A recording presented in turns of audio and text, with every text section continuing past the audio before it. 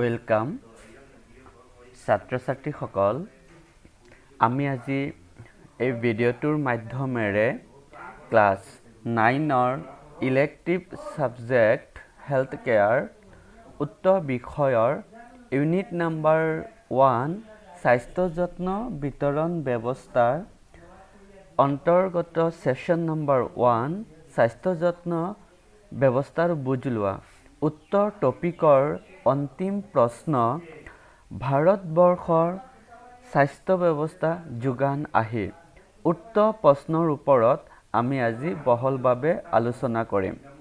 ভাৰতৰ স্বাস্থ্য ব্যৱস্থা কেনে ধৰণে যোগান ধৰা হয়, ইয়াৰ আহিটো কি আহিৰ মাধ্যমেৰে স্বাস্থ্য যত্নৰ যোগান ধৰা হৈছে, উক্ত টপিকৰ ওপৰত আমি বহলভাৱে আলোচনা কৰিম। প্ৰশ্নটো হ'ল ভাৰতবৰ্ষত ব্যৱহাৰ কৰা স্বাস্থ্য যত্ন যোগান আহিৰ বিভিন্ন উপাদানসমূহ আলোচনা কৰা, অথবা ভাৰতবৰ্ষত প্ৰচলিত স্বাস্থ্য যত্ন যোগান আহিবোৰৰ শ্ৰেণী বিভাজন কৰা, অথবা স্বাস্থ্য যত্ন যোগান সৰল পদ্ধতি আলোচনা কৰা। এই তিনিওটা প্ৰশ্নৰ উত্তৰ একেটা হ'ব। আমি এই তিনিওটা প্ৰশ্নৰ উত্তৰ একেধৰণে প্ৰস্তুত কৰিছোঁ। উত্তৰটো হ'ল স্বাস্থ্য যত্ন যোগান সৰল পদ্ধতি আলোচনা কৰা হ'ল। ভাৰতৰ স্বাস্থ্য যত্ন ব্যৱস্থা বা আহিবোৰ নিম্নলিখিত 5টা খণ্ডত বিভক্ত কৰা হৈছে। নাম্বাৰ 1 জনস্বাস্থ্য খণ্ড, নাম্বাৰ 2 ব্যক্তিগত খণ্ড, নাম্বাৰ 3 ডাক্তৰী আৰু হোমিওপেথি ভাৰতীয় পদ্ধতি, নাম্বাৰ 4 স্বেচ্ছামূলক স্বাস্থ্য খণ্ড আৰু বেচৰকাৰী সংস্থাসমূহ, আৰু 5 নম্বৰ ৰাষ্ট্ৰীয় স্বাস্থ্য কাৰ্যসূচী। ভাৰতীয় স্বাস্থ্য ব্যৱস্থা এই 5টা খণ্ডৰ মাধ্যমেৰে যোগান ধৰা হৈছে। সেইকেইটা আকৌ কৈছোঁ, জনস্বাস্থ্য খণ্ড, ব্যক্তিগত খণ্ড, ডাক্তৰী আৰু হোমিওপেথি ভাৰতীয় পদ্ধতি, স্বেচ্ছামূলক স্বাস্থ্য খণ্ড আৰু বেচৰকাৰী সংস্থাসমূহ, ৰাষ্ট্ৰীয় স্বাস্থ্য কাৰ্যসূচী। এই 5টা খণ্ডৰ প্ৰতিটো খণ্ডৰ অন্তৰ্গত আৰু কিছুমান বিষয় আছে। সেইখিনি হ'ল প্ৰাথমিক স্বাস্থ্য খণ্ড, 2 নম্বৰ চিকিৎসালয় বা স্বাস্থ্য কেন্দ্ৰসমূহ, স্বাস্থ্য বীমা আঁচনিসমূহ আৰু আন অভিকৰণসমূহ।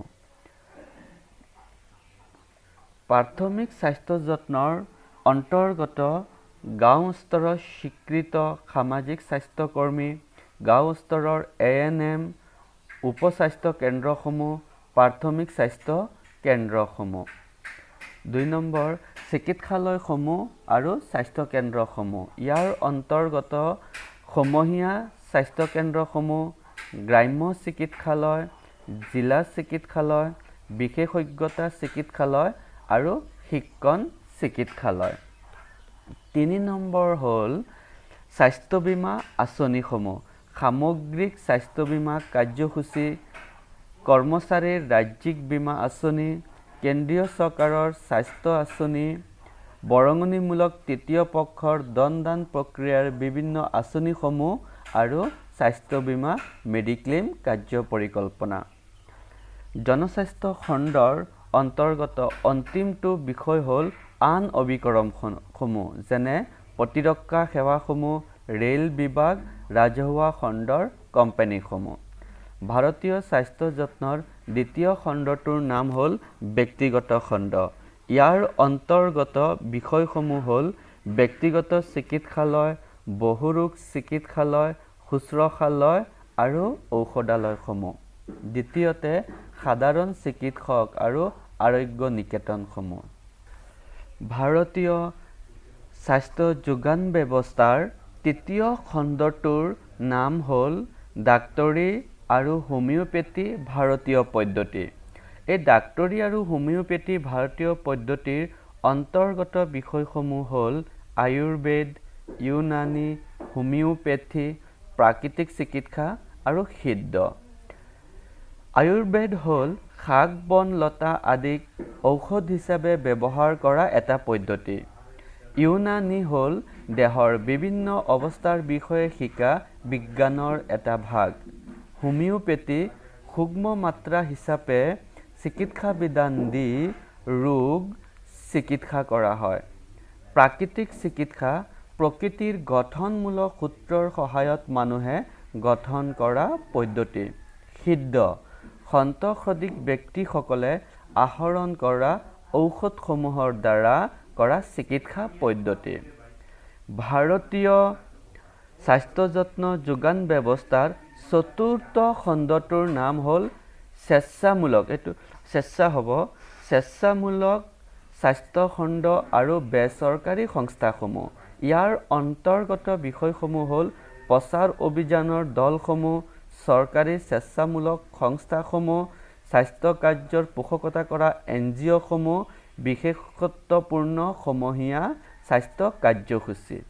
আৰু ভাৰতীয় স্বাস্থ্য যত্ন যোগান ব্যৱস্থাৰ অন্তিম খণ্ডটো হ'ল ৰাষ্ট্ৰীয় স্বাস্থ্য কাৰ্যসূচী। ইয়াৰ অন্তৰ্গত বিভিন্ন ধৰণৰ ৰাষ্ট্ৰীয় স্বাস্থ্য আঁচনিসমূহ ইয়াৰ অন্তৰ্ভুক্ত হয়, যেনেকুৱা এইডছ কণ্ট্ৰল কাৰ্যসূচী বা প্ৰগ্ৰাম, যেনেদৰে টবাৰকুলোচিছ বা TB control program, polio' control program ইত্যাদিসমূহ ৰাষ্ট্ৰীয় স্বাস্থ্য কাৰ্যসূচীৰ অন্তৰ্গত। এই সমূহ খণ্ড আমি সাধাৰণভাৱে এটা সৰল চক্ৰৰ দ্বাৰা আমি উপস্থাপন কৰিব পাৰোঁ। স্বাস্থ্য যত্ন যোগান ব্যৱস্থাৰ সৰল আৰ্হি, বিনিয়োগ, তাৰপৰা স্বাস্থ্য যত্নৰ ব্যৱস্থাসমূহ, তাৰপৰা স্বাস্থ্য যত্নৰ পদ্ধতি হ'ব, তাৰপৰা উপাদান আৰু স্বাস্থ্যৰ অৱস্থা আৰু স্বাস্থ্যৰ সমস্যা, মানুহৰ স্বাস্থ্য অৱস্থাৰ উন্নতি, ইয়াৰ উপাদানসমূহ উন্নতি সাধক সেৱা, প্ৰতিষেধক সেৱা, নিৰাময় সেৱা, পুনৰ সংস্থাপন সেৱা। ৰাজহুৱা খণ্ড, ব্যক্তিগত খণ্ড, NGO, ভাৰতীয় ঔষধ পদ্ধতি। এই চক্ৰৰ মাধ্যমেৰে ভাৰতীয় চিকিৎসা পদ্ধতিটো অবিৰতভাৱে চলি গৈ আছে। আজিৰ আলোচনাৰ বিষয় ইমানেই।